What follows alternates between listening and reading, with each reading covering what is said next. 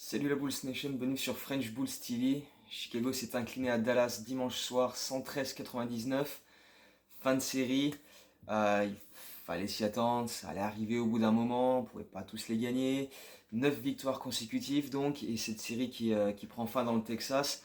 Euh, une défaite méritée parce que tout simplement Dallas nous a tout simplement ouvert défensivement. Ils ont profité de nos faiblesses et c'est des choses qu'on avait déjà notées dans les précédentes vidéos, lors des précédents matchs euh, contre Washington, contre Orlando, même les deux matchs grâce au buzzer beater de DeRozan, on avait pas mal souffert à l'intérieur sur les pick and roll, etc.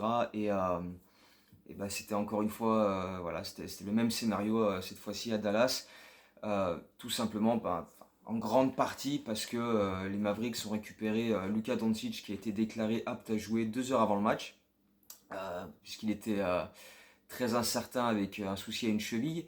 Finalement, il est là, il est titulaire et ça change tout le plan offensif des Mavericks.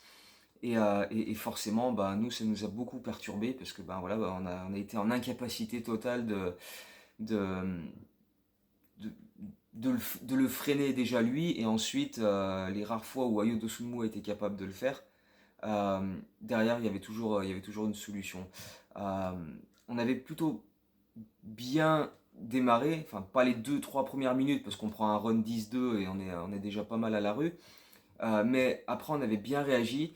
On avait fait preuve d'une belle adresse, avec des mouvements assez fluides en attaque. On a obtenu quelques occasions de contre-attaque. On était présent au rebond, j'ai trouvé. On a fait quelques bons efforts à ce niveau-là, donc c'était quand même plutôt intéressant. On a pris les devants, on menait 32-22 après un quart-temps. Euh, et puis, t'as l'impression que plus le match avançait, et moins on était dedans en termes d'énergie, de rythme, on était toujours. Enfin, plus le temps passait et moins on était bon, quoi, tout simplement. Il y a eu des matchs dernièrement où tu as l'impression que c'était un peu l'inverse, tu démarrais doucement, et puis derrière, là, dans le deuxième mi-temps, on était un peu plus agressif, on faisait les bons plays en fin de match. Et ben là, c'était l'inverse.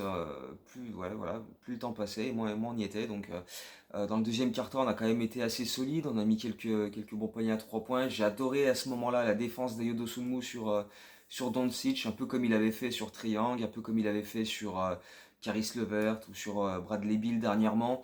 euh, en, le pressant sur tout le long du terrain, avec les mains actives pour essayer de gêner les dribbles, les passes, en le jouant physique, avec quelques petits coups d'épaule vite fait, il restait bien devant lui, il lui a bien cassé les couilles. Et d'ailleurs, tu voyais des fois que Doncic il se retournait en disant bon, quand même, quoi, il était un peu énervé.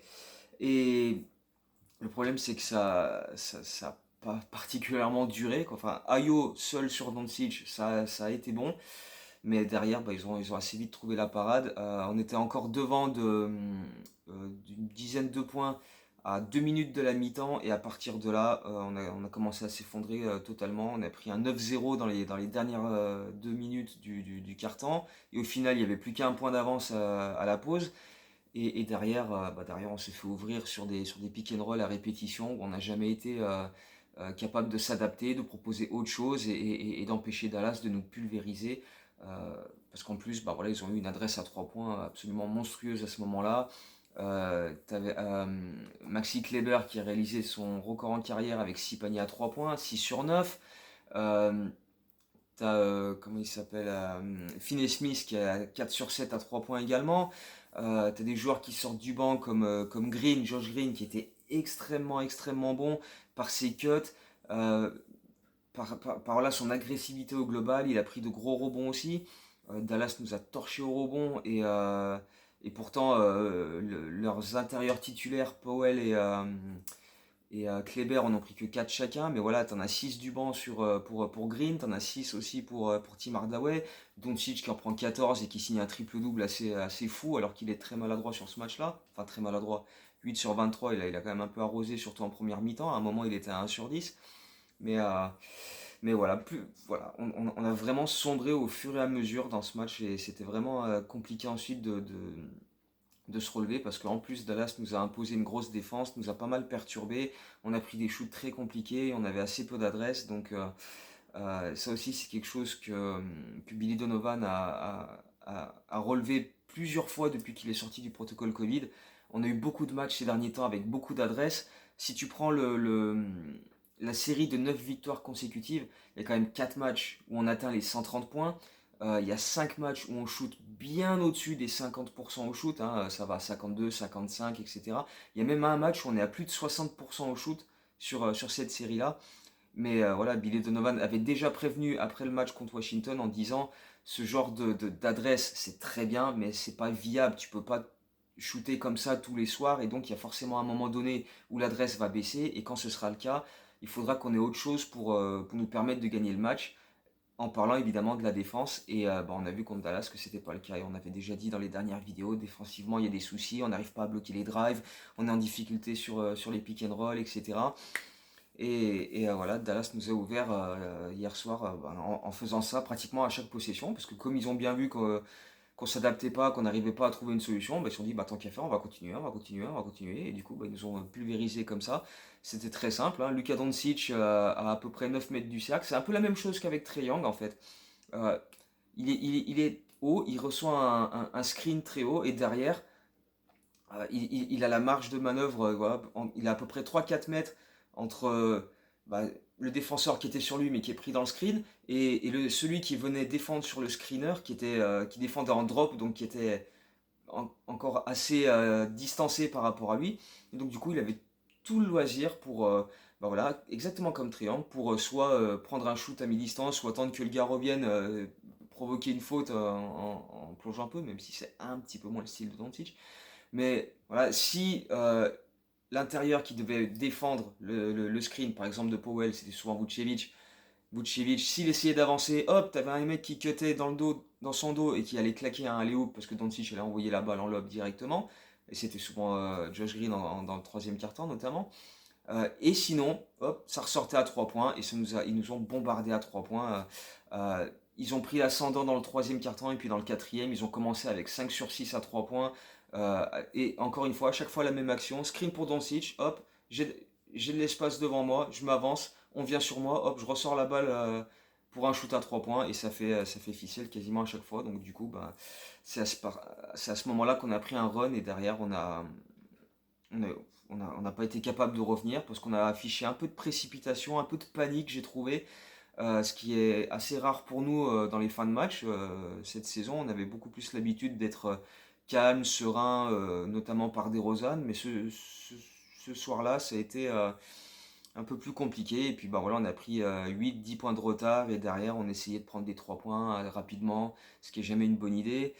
Zach LaVine a attaqué un petit peu le cercle, il a mis quelques paniers, il y a eu des cuts, il y a un dunk de Vucevic, mais le problème c'est qu'on n'arrivait jamais à faire un stop défensif de l'autre côté, donc on n'a jamais été en mesure de vraiment revenir dans ce match, de s'offrir une chance, parce que voilà, en plus les rares fois où on arrivait à pousser Dallas à prendre un shoot un peu à l'arrache au bout des 24 secondes, ça faisait brique, mais on n'était pas là pour prendre le rebond derrière, c'était toujours Dallas qui le reprenait, donc du coup c'était très très compliqué d'espérer revenir dans ce match-là, et du coup on l'a pas fait. Donc voilà, forcément c'était un match assez pénible, mais voilà, mérité, parce que comme on l'a dit dans d'autres vidéos, c'était défensivement dernièrement, c'était pas ça du tout.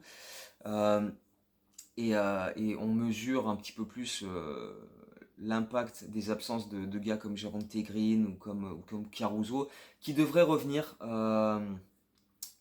sur ce back-to-back Pistons-Nets qui débute ce soir.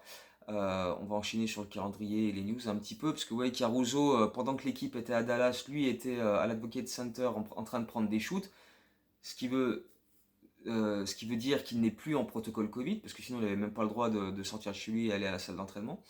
Donc c'est probable qu'il puisse jouer contre Détroit ce soir. On va attendre des news dans les prochaines heures, mais euh, il devrait ne plus être en protocole Covid. Et après, c'est une question de comment il se sent physiquement, en termes de conditions physiques, etc. S'il est prêt à jouer dès ce soir, sachant qu'on rejoue le lendemain, ou s'il revient contre les Nets et du coup il n'a pas ce back-to-back à encaisser dès son retour à l'action. Sachant que derrière, donc on a les Pistons ce soir, on a les Nets demain, on joue pas jeudi, mais on a un autre back-to-back derrière, et en plus on voyage entre les deux matchs, puisqu'on reçoit Golden State et on va à Boston.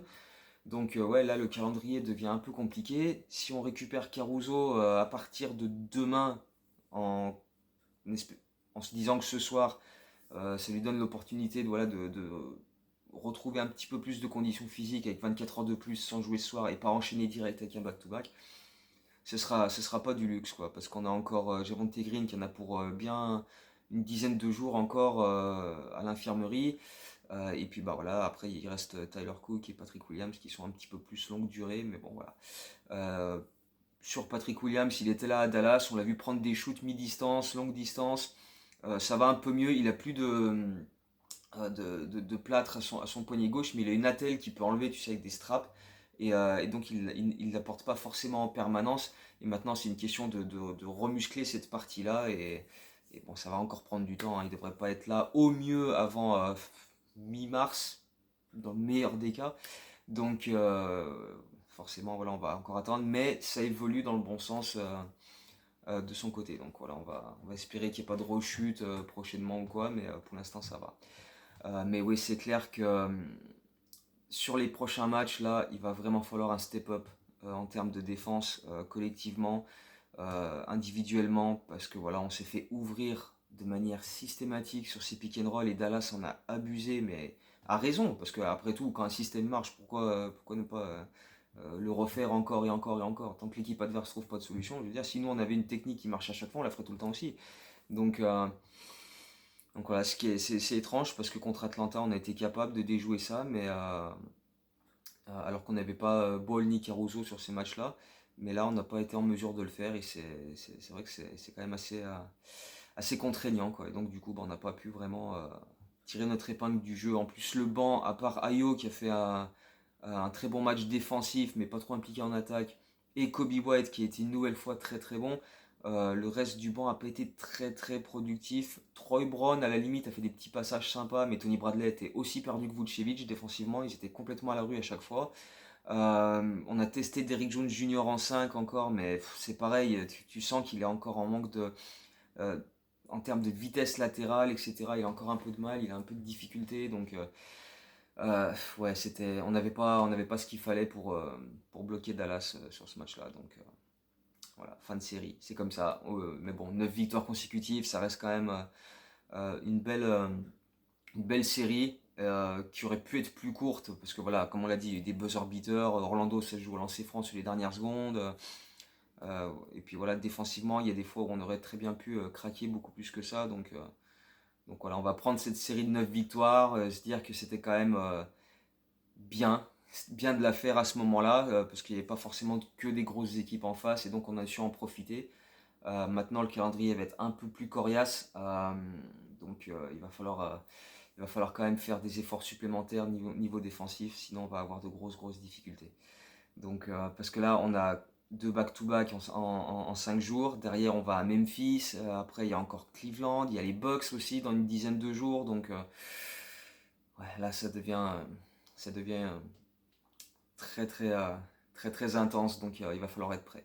Donc, espérons qu'on ait quelques retours comme Caruso et ouais, que les mecs se disent, bon, c'est bien ce qu'on a fait dernièrement, mais on doit faire plus si on veut être capable de poursuivre cette série, se maintenir en tête de la conférence Est et voilà, enchaîner tout simplement, quoi.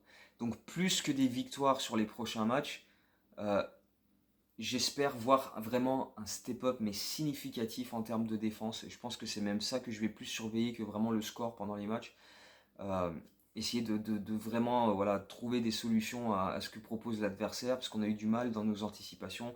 Même Lonzo Ball, par séquence, il était très bon, et il y a d'autres séquences, il était un peu comme les autres, un peu loin des choses, un peu perdu, pas vraiment dans le move. Donc voilà, alors que pourtant on a besoin de sa défense, on compte sur lui, et donc lui et si Caruso revient, et si Derrick Jones pouvait retrouver un peu plus de conditions physiques, voilà, ce sont ces joueurs-là qui doivent insuffler ça, parce que bah, voilà, c'est leur spécialité, donc voilà, ils doivent aider l'équipe ensuite à aller mieux à ce niveau-là. On va bien voir comment ça va se passer, mais voilà, en termes de résultats, victoire, défaite, je vais plus me pencher sur euh, ce qu'on va montrer défensivement, ce qui me donnera personnellement plus de garantie pour la suite que le fait de battre Brooklyn une troisième fois cette saison, à l'arrache par exemple, on ne sait pas, sachant que James Harden est incertain, ou si on bat Golden State avec le retour de Klay Thompson, etc.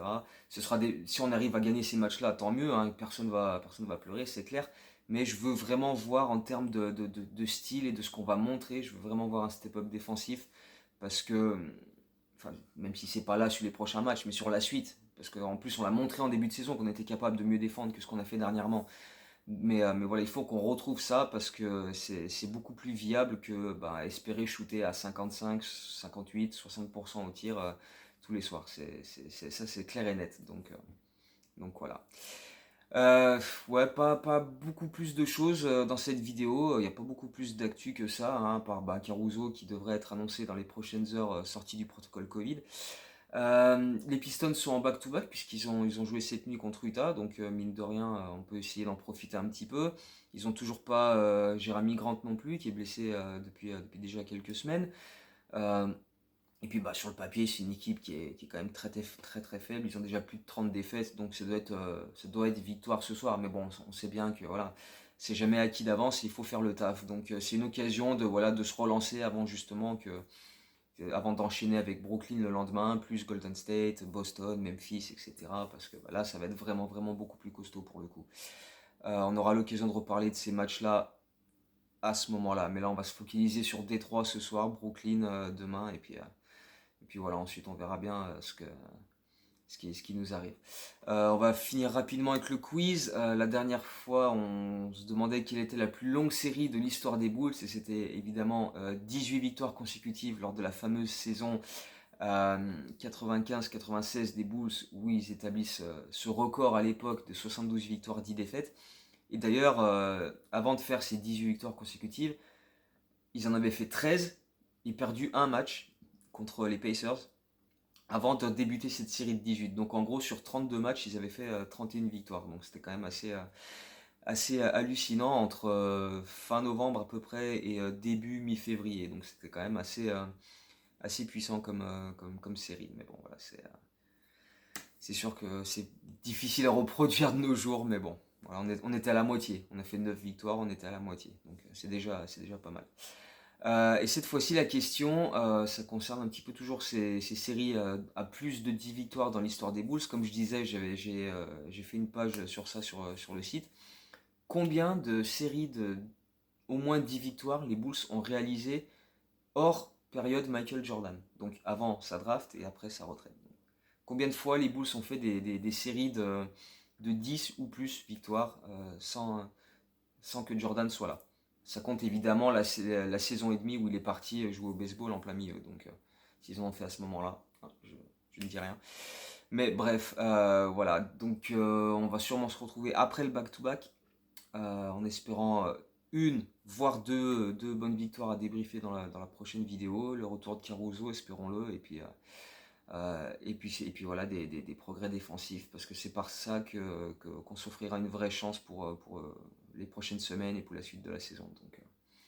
Donc voilà, on va surveiller tout ça. D'ici là, évidemment, les articles, les live tweets, puisque je suis toujours à l'isolement avec ce protocole Covid. Donc voilà, je suis là pour regarder les matchs le soir. Il y a au moins ça de positif, en plus de mon test. Super drôle. Bref, voilà, on se retrouve très bientôt. Vous portez-vous bien, un peu mieux que moi, même si je suis pas particulièrement malade, mais bon. Euh, voilà, profitez et puis espérons parler de quelques belles victoires lors de la prochaine vidéo. Donc d'ici là, portez-vous bien, à bientôt.